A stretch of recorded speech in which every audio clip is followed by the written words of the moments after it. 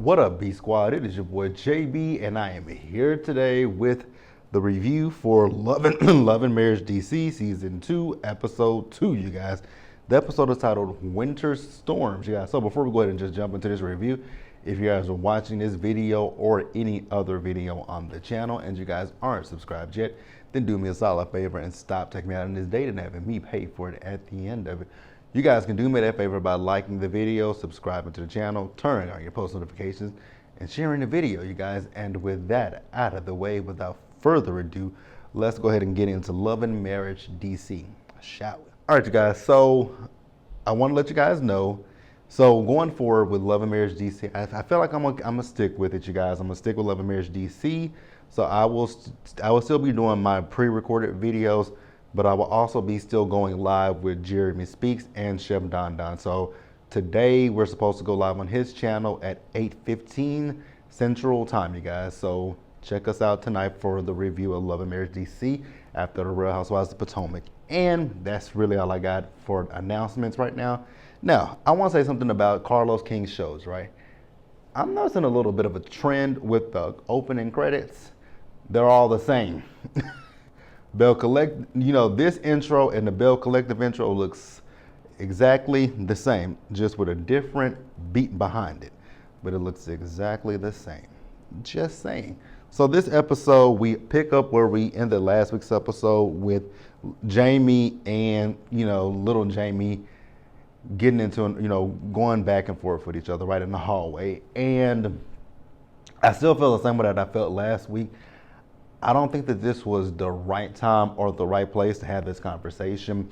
And then when it comes down to Jamie having this conversation, when he got pulled out to the hallway, I feel like Jamie overreacted in a way, because at one point you could see that little Jamie was on the ground, and when he stood up, you could see that his face was red. So you could see that the young man had been crying. So I was like, in this particular moment, instead of you bucking at him and then he's bucking back at you, why not embrace your son?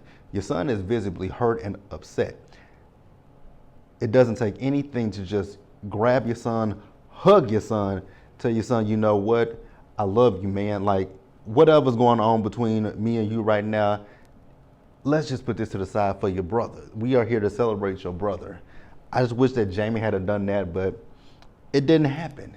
And I was slightly disappointed, right? I was very disappointed in it, and I just wish that something different other than them two looking like they trying to fight each other. I'm like, that's your son and that's your father. Like, I have my feelings about it, but I definitely want you guys to let me know how you think and feel in the comments below about this situation, and we can discuss it going forward. But I didn't like it. I didn't like it on either side. I didn't like it from Jamie or little Jamie, but let's discuss it down in the comments, you guys. So let's pause here and move forward. All right, you guys, so I'm gonna skip over winter and we're going to go on and talk more about Jamie and Arena. So we see Arena and Jamie, they're at home, right? So a package came to the door and he went down them stairs and bloop, fell on it, busted his behind. I was like, damn. So they then talk about what happened at the party, right? And I get his frustrations with little Jamie, that he feels like he's blaming them for everything, and when he gets mad, he goes off and he alienates himself and isolates himself. I do get that, right? I do get it. You feel like he's blaming you, but you didn't force him to do the things that he did, right? And I get that, and I'm okay with that, right? So Arena is like, little Jamie has talked about, unliving himself. She's worried about that. And I want to speak toward that real quickly, right? Because you can be so down on yourself and you can be so depressed that things are not going the way that you envision for them to go, right? Granted, I know that little Jamie has put himself in the situations that he's putting himself into, right? So I'm not saying that, I'm not saying that, what I'm trying to say is, yes, he's done some things, right? But we all have a past, and we shouldn't be, unfortunately, when it comes to the workplace, people decide who they want to hire and who they don't want to hire, right? And most times people don't want to hire people who are ex-cons or ex-felons, right? So they don't want to do that. But there are so many, I mean, I remember, I think it was last year or the year, actually, no, I think it was 2020 during the pandemic, where they were showing a lot of companies. I know a lot of companies that hire people who are, convicted felons, right? Goodwill hires people who are convicted felons. I believe like T-Mobile. There are a lot of companies out there that don't hold your records against you. So when he was last week, when he was saying he doesn't want to be in security, you don't necessarily have to be. You don't have to be in security, and you don't have to stay there, right? You can. You. I always say, even with me, use things as a stepping stone. It might not be what you want, because my mom told me that years ago. It might not be what you want, but use it as a stepping stone to get to where you want to go. And that's something that I've lived by for a very long time in my life. Use things as a stepping stone. I do love the fact that Arena says that they need to sit down and talk to maybe a therapist or a counselor, and I 100% agree with that. But I also think that when it comes down to Jamie, I feel that Jamie needs to work on his tone and his delivery, the way he says things, right? Because it's not always what you say. I always tell people that, like when it comes to when I deal with people in my job, it's not what you say, it's how you deliver it to somebody. Like, you're not going to talk to me in a condescending, demeaning tone. You're going to treat me with respect. Because if I'm giving it to you, you got to give it back to me. Like I was actually telling my friend this last week about the elderly, people who are your elders, right? They always say you have to respect your elders, which that is true, respect your elders, right? But at the same time, and I've always been like this since I was a kid. This is why I used to get in trouble in school with my teachers. They'd be like, I'm your teacher, you should respect me. I get what you're saying. And I always said it to one of my teachers specifically. I said, I heard what you're saying. You're talking about I need to respect you, but I'm a person, just because I'm a teenager or a kid under you, you still have to talk to me with a little bit of respect. You can't just come at me and talk to me any kind of way you want to talk to me. To get respect, you got to give respect in return. So I feel like Jamie just needs to work on his tone, his delivery, and what he says, right? And I think they'll be fine, right? So then we see Joy. So Joy went over to Raina's house and come to find, which I knew that this was BS in the first place, about Jamie and Raina knowing Clifton and Joy for something. Y'all just probably met with each other because Joy even said it in her interview that, she's been friends with Raina now for a little over a year. Now, on Twitter last night, Ashley called BS on it, and I'm like, girl, spill the tea. Which, I mean, I think we know how reality TV works at this point. Joy and Clifton, they recruited them from Ready to Love, and with Jamie being a police officer, it is a possibility that maybe Clifton knew him through passing, but I don't think that they were friends with each other like that, right? And I definitely don't believe that Raina and Joy were friends with each other like that. They just became cool because of this show, right? So they talk about Ashley's party. So Ashley's having a party, some kind of a party they're wearing pink, right? Joy says it's not her color. So then they talk about Lil Jamie's party, and they talk about the fact about Ashley and her friend Alicia talking about Joy speaking at the panel to the single moms. What is her name? Joy feels like she was ganged up on. I don't feel like they were ganging up on you, Joy. I think they were just asking the obvious question. You're not a mother. You're not a single mother. So how can you really how can you speak to a single mother? Now, if you're speaking to them in the aspect of just being single women, maybe, but you said single mothers. So they were just trying to understand how that works, right? So it wasn't no gang up. And then she was talking about the fact that Clifton was upset, right? So Raina says, well, if, Clifton was upset, then I would actually have a conversation with Ashley and Alicia. Like I said last week, I got where Ashley was coming from and I got what she meant. But when it comes to Ashley just comes off as a mean girl. I have been saying this since season 1 about Ashley, that Ashley comes off as a damn mean girl. I know she just comes off like a true mean girl. No ifs, no ands, no buts about it, right? She's a mean girl. You guys can like it or love it. I don't. It is what it is, right? But I don't think that Ashley was doing anything with malice or anything of that nature. I just think the girl just was like befuddled, like, girl, you're not even a mother, let alone a single mother, and you speaking to these women at a conference. So I got what she was saying. Could she have just said it once and just let it be? Absolutely. Ashley could have said, but you're not a single mother. Yeah, and she could have said whatever she wanted to say and left it at that, but she kept going. And I think that was the issue. You kept going with it. But that's really all I got for them. Let's pause here and move forward.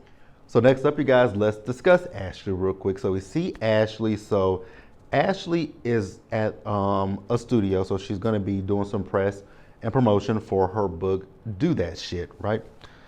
Has that book come out yet?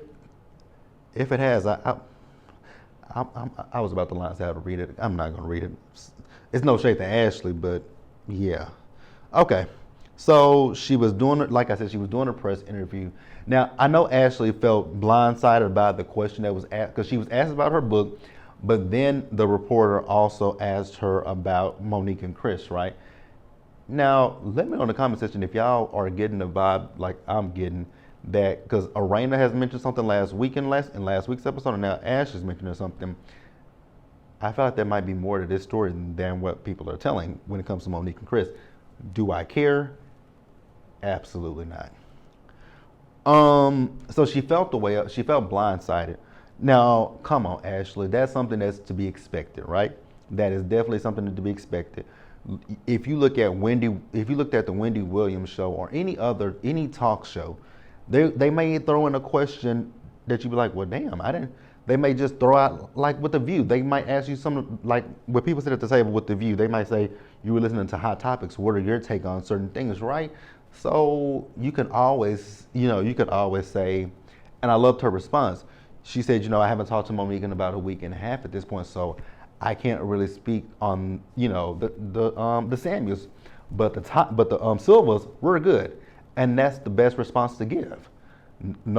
Instead of putting your foot in your mouth, you can just, you can literally just say, we wish. I don't know what's going on between Monique and Chris, but at this point, I wish them nothing but the best. But me and my husband, we're good, and leave it at that. So then we later see Ashley. So Ashley was talking to her best friend, Alicia, right? So she's getting her book, I guess her VIP little boxes together for her book. So she's talking about the book, and so I guess in the book she wrote about her mom and an experience she had with her mom when she was 16 years old. Her mom had a boyfriend and she just up and moved. Yikes. So I have a question, and I'm gonna try to say it in a way that it's not offensive to her mother, because it's irrational and erratic what her mom did. So you have a 16-year-old daughter and you have a boyfriend, but you move out with your boyfriend. So the question that I have is, does her mother either have a mental disorder where she does things like that, or was it drugs? No shade. I'm just wondering, because I just can't see a rational human being leaving a 16-year-old child. She's not a woman. She's still a child at that point. Like, she might not be like a child, but she's still a kid. She can't take care of herself. Can she get a job at 16? Yes, but it's probably gonna be minimum wage. So that's why I say, does she have a mental illness? Does she have a mental, schizophrenia, bipolar? Is she schizophrenic, bipolar? That's why I'm asking. Or was it drugs? Because I can't see a parent doing something like that in their right mind. You know what I'm saying? But let me know. So she feels like her mom is gonna feel a way about the book, because it's gonna take away the image that I guess she's portrayed to her friends about her relationship with her kids. But I mean, the thing is, her mother can't feel a way. If that's Ashley's experience, that's Ashley's experience, and you can't take that from her.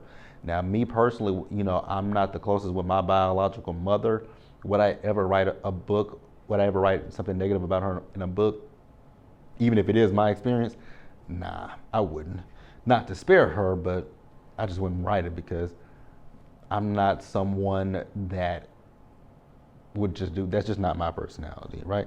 So then we see them as they got these tattoos. So one of them has two. So it's a dot. So it's two eyes, and then the other one has a mouth. So it's two eyes and a mouth right here. Very interesting tattoo. Y'all do know that the tattoos on the fingers, they don't last that long, right? Those tattoos don't really last. You have to keep getting those touched up. You have to, because I have my cousin, she has a tattoo right here. My cousin's best friend, actually, but she's like family. She has a tattoo right here, I believe, that she had to keep getting, because it's not gonna last. It's not like this tattoo. It ain't gonna last. But this one is permanent. Where is that one at? You guys can't see it. Actually, you can't see it. But I have this. I think it's right. I believe it's right there. Child, where is it? Yeah, that's it. Oh, gee, you really can't see it. You really can't see that tattoo. I know it's there. But I got a tattoo on my neck. You guys know one on my arm, and I got one on my leg. But I mean, they got it. That might be something I talk to my bestie about to see if she wants to get matching tattoos. Doubtful. But hey, it might be something that we could do together as best friends when we celebrate 20 years of a friendship. When is our 20 years? Next year. Next year will be 20 years for us. Might see if we want to do matching tattoos, but hey, we'll come to that boat when we get there. So we see everyone as they show up to Ashley's party, and I have no comment because some of the wigs were just giving Party City. Just a few, right? Now I have a question. Because Ashley keeps calling this girl Sharella, but everyone else calls her Sharelle. So what is her name? Is it Sharelle or Sharella? I don't think I'm going to like Sharella or Sharelle, whatever her name is. She is a little, I don't know how I feel about her right now. She's playing the fence, and I don't really like that, right? So we found out that she and Joy got an issue with each other because Joy was in a knockoff crime mob group with her husband that disbanded. Okay, girl. So Sharelle told Ashley about this song that Winter's writing. We'll talk about Winter in just a minute, right? And she keeps, now mind you, she was telling her, my husband don't write diss tracks. My husband don't write diss tracks. Girl, you acting like your husband is some big name super producer. Your husband is Babyface, Rodney Jerkins. The list can go on. Mustard on the beat.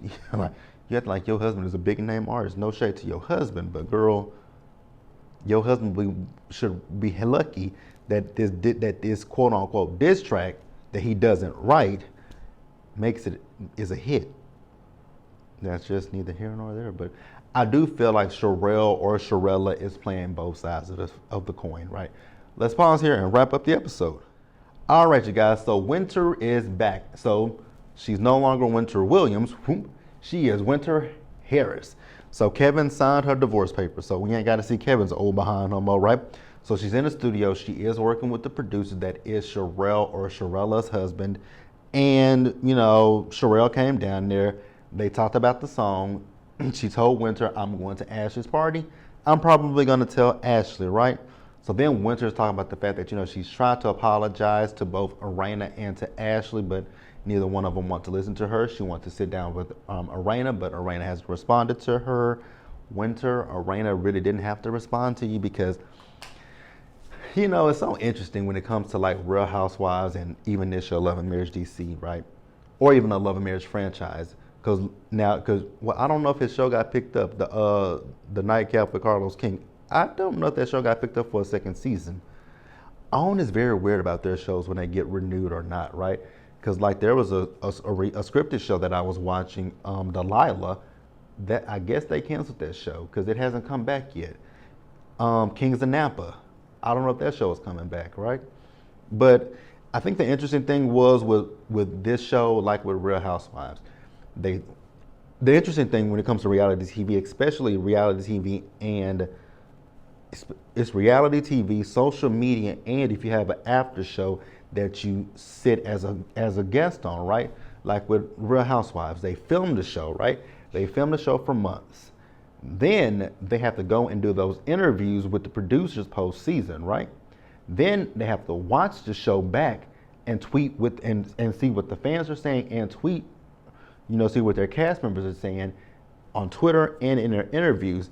Then you see your cast members on Watch What Happens Live or the Nightcap with Carlos King, and you see what they're saying. Then you got to come to the reunion and relive this stuff. So it's like 5 times that you're dealing with this stuff. You're dealing with this stuff multiple times.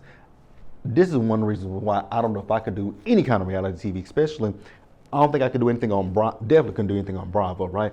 Because like I said, you got to film the show with the people. Then you got to go in your interviews with your producer and talk about the scenes that happen. Then you got to watch it play out live on television.